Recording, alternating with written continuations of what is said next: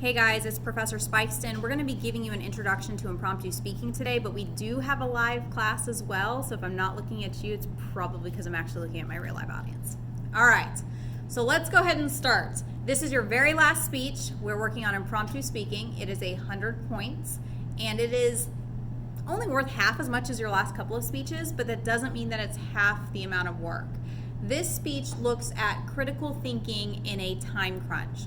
Are you able, within 2 minutes, never knowing what you're going to speak on in advance, come up with an interpretation of what the author intended with that quotation, come up with a thesis, whether you agree or disagree and why with that author, and then structure out between 3 to 4 examples, either theories or specific examples like phenomena, movies, books, TV, historical figures, to back up your interpretation of that thesis, whether or not you agreed or disagreed with the author, okay?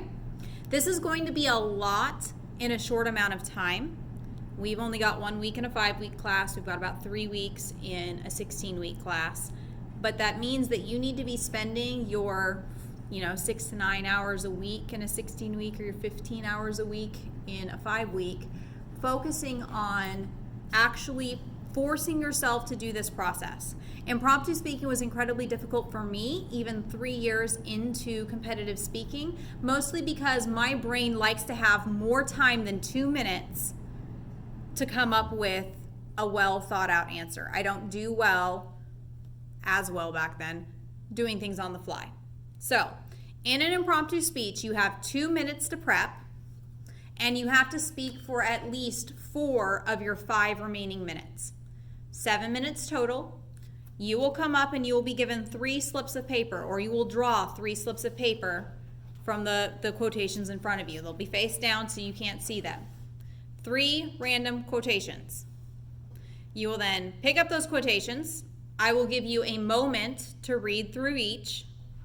You've only got a couple seconds. Read through them. You got to make a split decision. You will then put 2 of those slips of paper back, and I will start your time. Then begins your 2 minutes of preparation. Now, if you want to take less than 2 minutes of preparation, fine by me. National champions take about 30 seconds of preparation. That's okay. I don't expect you guys to do that in a first week of impromptu speaking class, okay? Grab 3, put back 2, start prepping on that quotation. We need to cover a couple of things today when it comes to the structure of impromptu speaking. Now, if you've been paying attention for the informative as well as the persuasive speech, the structure is going to be very similar with a few changes to the introduction. Because we kind of have to figure out okay, I've got this quotation now. What do I do with it? Do I just start reading the quotation? You're still going to have an AGD, but how do I integrate this in? So we're going to talk about some of the differences in terms of the intro. But the structure is going to be very, very similar to what you're used to. We're going to have internal previews and internal transitions. So we've been working on that the last couple of weeks, the last couple of units. We're going to be implementing that even more. And it's going to be very obvious which of you have actually practiced in your 15 to 45 minutes a week of skill building exercises, who has practiced that internal structure out loud and who hasn't, because it needs to flow really, really well off your lips, right? So transitioning in, first, we can see how this is true through da-da-da-da-da. 1 and 2. First, subpoint A. Second, subpoint B. Da-da-da-da. Going to our second point, right? Transition, internal preview statement, internal transition, blah, blah, blah. Internal transition to the second point. Da-da-da-da-da. Now let's go to our third point. We're going to internally preview, internally transition, give our point, internally transition to the next subpoint, and then transition to our conclusion. We got this. You've been working on this now for several weeks. This should not be the impediment to this type of speech right now. If internal structure is still a struggle for you, you need to do some more work on the internal structure. That's why this week I encourage you guys to practice at least 10 times on random quotations before you give your actual speech in class, because it's going to be rough. If you don't speak for 4 minutes minimum, I do not count your speech.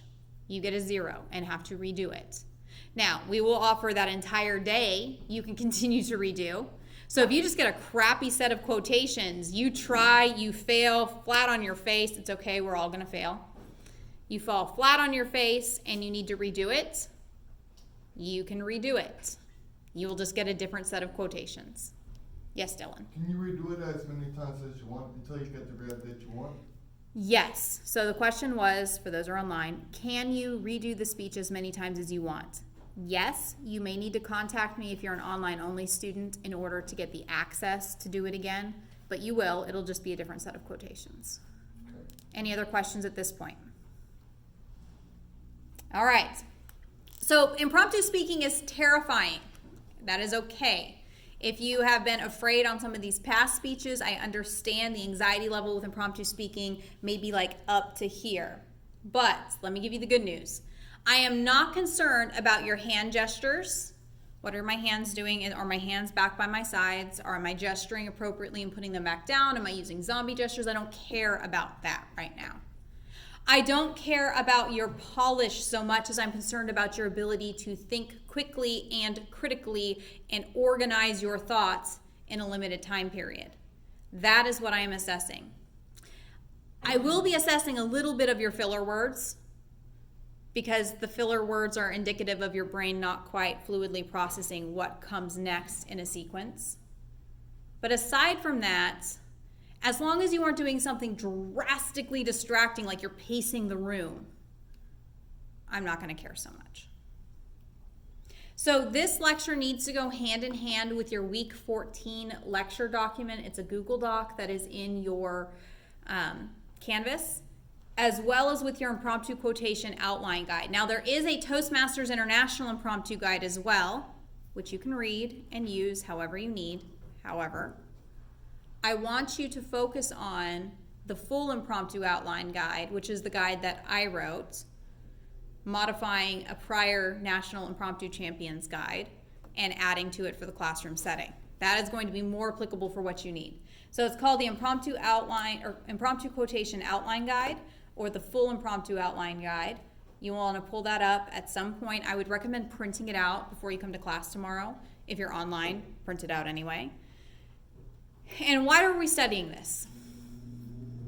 What is our application to real life? Well, there are going to be times in your life that you get called on to do a very quick presentation, very little preparation. You want to be able to organize your thoughts quickly, efficiently, effectively, add in any E word you want there, in order to deliver a speech that is impactful and meaningful. Sometimes you might also get asked, this is a quotation-based impromptu speech. Sometimes they give you random objects and they're like, here, your prompt is a set of keys. Give a speech on this. I don't know. There's lots of different types of impromptu speaking. But we're not going to be doing object impromptu speaking. We are doing quotation impromptu speaking for a very specific reason. In your life, especially if you are a higher up executive at some point in time, you own your own business, you are going to be asked for commentary, potentially, from a reporter, from peers, from someone at your job. Hey, did you hear what so-and-so said on the news or at this press conference, whatever it was? What did you think of it? Well, first off, you're going to have to interpret what that person said, know what they said, interpret what they mean by it, and then you're going to have to come up with a, well, this is what I thought about it. I agreed, I disagreed. Here's why. So that is essentially what we are doing here with impromptu speaking. You're going to have to quickly reinterpret what was said, provide an explanation, and I understand that this can be anxiety-inducing for those of you who want to have a little more control over your speech process. But it's okay. The more you practice, the better you get, the faster your brain will start working through these issues. It is no different than any other task or skill that you learn in life. Think of it this way. First time you learn to ride a bike. Anyone in here not know how to ride a bike? Good, just checking. Right? My husband falls into the does not know how to ride a bike category. So always have to be extra sensitive. So you all learned how to ride a bike. Did you just like immediately hop on that bike and boom, you knew how to ride it? My daughter learned in 5 minutes, which I thought was incredibly quick. Most people are gonna like fall down, skin their knees, they're gonna mess up. But if you fell down on your bike in the first 5 minutes, threw the bike to the side and went screaming into the house saying, I'm never gonna do this again, would you ever learn how to ride a bike? No.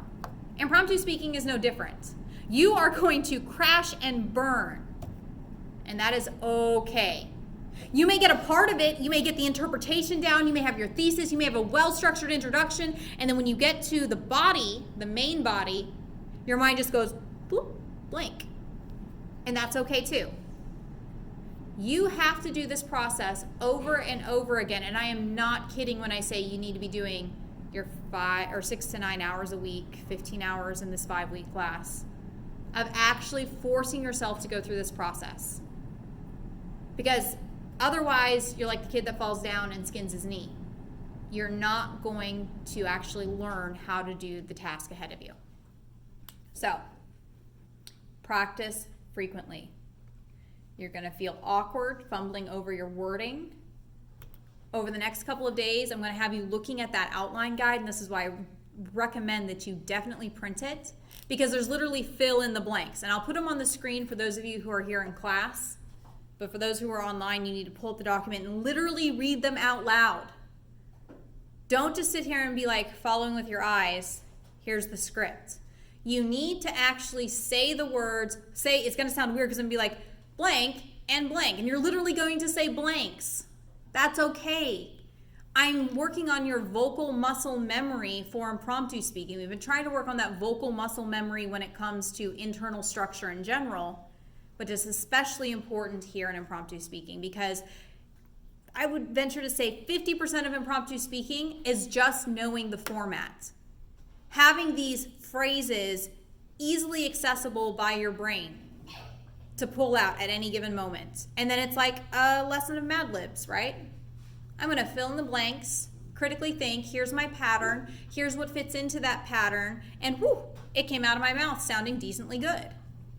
That's all you're going to be doing.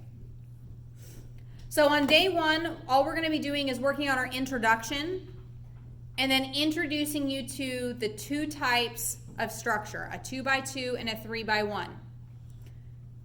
I'm going to ask you to try to do an introduction today. On day 2, we're going to be focusing a little bit more in depth on the interpretation of the author's quotations. Getting more, delving deeper into critical thinking about what is an author really saying. We good so far? Okay.